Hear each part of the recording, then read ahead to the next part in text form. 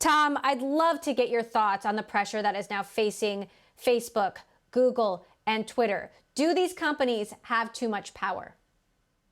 Well, I think this is an unusual example of the United States government stepping up and doing its job. We have a situation where we have these social media companies have become more powerful than the governments that regulate them. Okay, the utilities that they provide are becoming a substantial public health hazard. They are being weaponized by bad actors, and they are being manipulated by the people that run these companies to filter the information that's made available to voters and to the citizens at large. So, this power is being abused. And I think if this is a situation where if government does not regulate, we will be very sorry.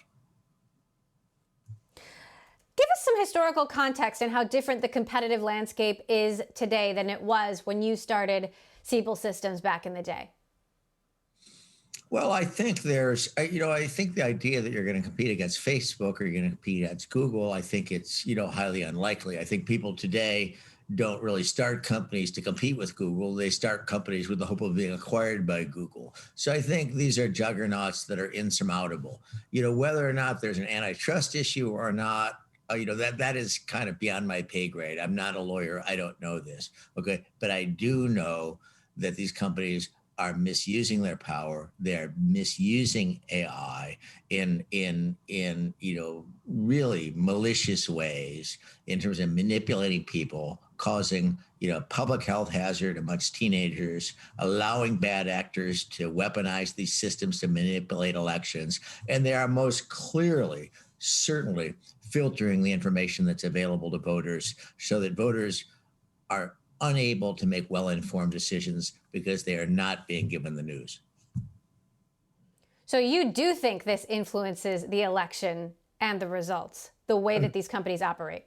Unquestionably, they're influencing the election. They know that they're influencing the election. They know exactly how they're doing it. They're doing it with forethought. I don't think it's malice because they think they're doing the right thing, but they absolutely know exactly what they're doing. They have an agenda, and they want to overthrow the current government, and they're doing a pretty good job of it. So let's talk about what you're working on now, because you are working on a new generation of AI software. We hear these CEOs often refer to technology and AI as a way to take bias out of the process. But the reality is that people make these algorithms. So what's the way forward? Well, most of what we do, so C3.ai, I believe, is the world's leading provider of commercial and industrial AI systems. And these are done for process optimization, inventory optimizations, logistics in the military, AI-based predictive maintenance for aircraft, what have you, and precision health, for example, in COVID. And the social and economic benefits of these systems are simply staggering. Now, most of these systems, we're just dealing with physics, okay? Pressure, altitude, torque, rotational velocity. So there are no bias in the data. It's simply physical, natural phenomena. Now, where we get into the intersection of AI and social systems, we really need to think hard about bias that are in the data. Think about criminal justice. Think about using AI for human resource systems. And it is unquestionable that there are cultural bias in these data, and that cultural bias will simply be perpetuated by the use of AI. So I think this is a real danger zone, and we need to be very careful about the use of AI as it relates to criminal justice, facial recognition, human resource systems. This is very touchy, very dangerous stuff.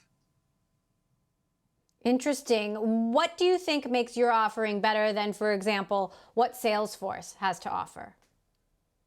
Well, Salesforce, I think, is a CRM product. And to my knowledge, they're not in the enterprise AI business. I think, everybody talks about... Well, they do have their own AI offering called Einstein. They also bought MuleSoft, which connects, more disparate data sources. So I guess the question is, how does C3.ai differ from the competition on the market? Okay, MuleSoft is, to be clear, it's a number of connectors. Einstein claims that its AI solution suggests to the salesperson what the next best step in a sales process. Well, that's fine and dandy, but that's not an AI problem.